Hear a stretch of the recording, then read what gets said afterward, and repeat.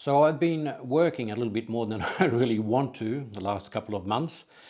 I sort of decided I needed a side project to get my mind off work and sort of think about something else. I ended up starting a project that I really didn't need to do, but something that I've been interested in for a while, which is this. This is a Blackmagic Pocket Cinema Camera 4K that has been modified using the PodTech mod kit.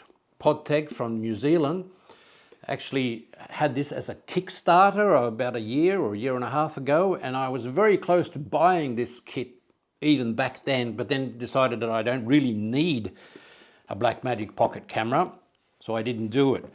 And I don't really need a Blackmagic pocket camera now either, but I felt that it was a really nice project to try to do and sort of put my mind into another state where I wasn't always thinking about work.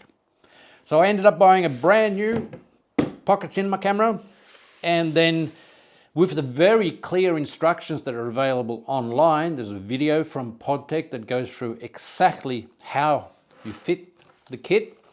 I set about doing the modification myself. And this is something that I really need to make sure you realize. Unless you're pretty handy and you know what you're doing, it's not a modification that I would recommend anybody doing by themselves. You really have to take the camera apart, take apart several connections. You have to move the motherboard. You basically take the whole camera apart, and then you have to put it all back together again, fitting the new parts that are part of the modification kit. I did do it slowly. I took a full evening to do it, and when I originally put it together, it didn't work. So I had to take it apart again and make sure I made all the connections correct, and then put it together, and then I actually did get it to work. Now, the reason I wanted this kit was that there are two things that are basically wrong, or the two major things that are wrong with the Blackmagic Pocket Camera 4K, Pocket Cinema Camera 4K. And one is that the screen is not tiltable and it's on the back, so if you're doing any sort of run and gun or anything like that, you can't see the screen. This modification moves the screen up to the top of the camera and makes it tiltable. It actually makes it really, really nice for any sort of run and gun scenario where you can actually see what you're doing and you can tilt it. And one of the great things with the Pocket 4K cinema camera is that it is reasonably small. The 6K version is bigger, and this modification lets you use the camera in a run and gun scenario without any additional screen. So that's one of the great things. Keeps it small and retains the famous Blackmagic quality.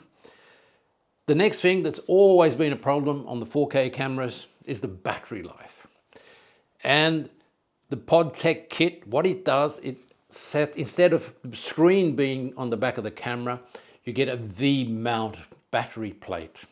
So you can take a small V-mount battery. You can actually take a large V-mount battery and put it on. The problem is that if you have a large battery, you won't get access to the buttons here. Now, you don't really need these buttons to operate the camera. You can do everything on the screen.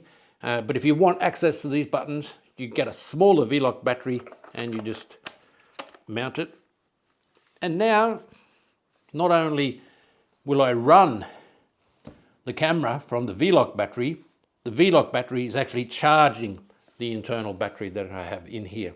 So I can do a hot swap of batteries if I like. I can turn it on, and I now have my screen. I can do menus, all the touch functionality, just like before. And it's a really, really neat, nice, small run and gun setup. Balances really nicely with the smaller V-lock battery at the back, even with a larger lens on the front. One of the reasons I wanted to do this was that I wanted to have an excuse to buy one of my favorite lenses. This is a, well, this actually isn't the right lens. I was on the lookout for a Panasonic Leica 15mm 1.7 lens, a lens that I've had two versions of before, and I've always regretted selling them, but I haven't really had a camera to use them on. So I thought this would be a really good excuse to get that lens again, and it would make a really nice, small, neat little lens that I could use in a run and gun scenario. It makes the whole package quite small and quite nice. And I absolutely love the rendering of this lens. It's one of my all-time favorite lenses. The problem is, as I said before, this isn't the right lens. When I was looking around to get a second-hand Panasonic Leica lens, they were quite expensive, starting off at about, most of them were around 4,000 Swedish krona. And I decided that, or I found also that DJI made a version that looked identical. It looks exactly the same. And I thought I would take a chance and buy the DJI version, which I managed to get for just 2,000 Swedish krona, and see if it has the same rendering and the same quality that I really like from the Panasonic Leica version. Now, they look identical. Everything I found online in the forums has sort of said that they are more or less the same. There might be some differences to the some of the coatings on the lenses, but no one really seems to know. So I will have to try it out, do some filming, maybe some photography with it as well, to see if it is as good as I remember the Panasonic Leica version being. But it's a beautiful lens on this camera. The size is excellent, focusing is really nice. I can actually use the very limited autofocus that that Blackmagic offer on this with this lens. But the manual focusing feel on this lens is really, really nice.